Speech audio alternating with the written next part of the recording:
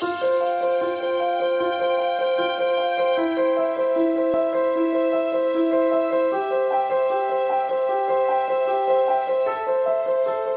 we've been coming out of a period called the Little Ice Age, Right. when the Thames River froze solid at London every year. But we've had warmer periods in the past. We had a Roman warming 2,000 years ago, when the Romans wore those little skirts, and you could grow olives in Bonn. Denmark has erected over 5,000 wind turbine towers, the highest density in the world.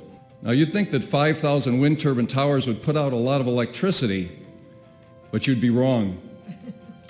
They put out all in total an average of 1.2 gigawatts. They could all be replaced by a single conventional power plant. But since 1900, trade has increased an astonishing 1,800 times to a total of $18 trillion by 2013. The seas rising, the ice melting, are all of those forecasts null and void? Well, more and more evidence shows that they've been greatly exaggerated. In 1990, in the first assessment report, the IPCC predicted a high, medium, and low for global temperatures. Today, we stand well below their low prediction. So we're not seeing the catastrophic temperature rise.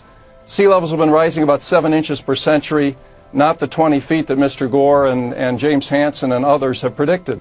Joining us now is Steve Goreham. He is Executive Director of the Climate Science Coalition of America. Steve, always a pleasure. Welcome back. Good to see you again.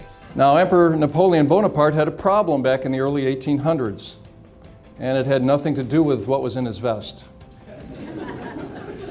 So what's happening, the first big impact on our grid is our electrical grid margin is shrinking, and that means the possibility of blackouts.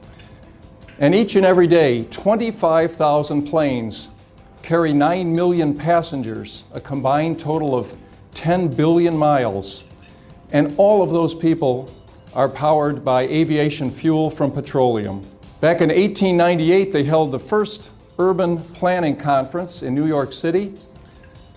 Members from major cities all over the world came to try and solve an impossible problem. It wasn't housing, wasn't poverty, wasn't education. The impossible problem they were trying to solve was horse manure. About once a quarter, I get a message from Commonwealth Edison, my electrical utility, called a home energy report, and it says something like, you use 41% more electricity than your most efficient neighbors. And I think I'm pretty stingy with electricity. I like to say my wife and I have a symbiotic relationship. She turns the lights on and I turn them off.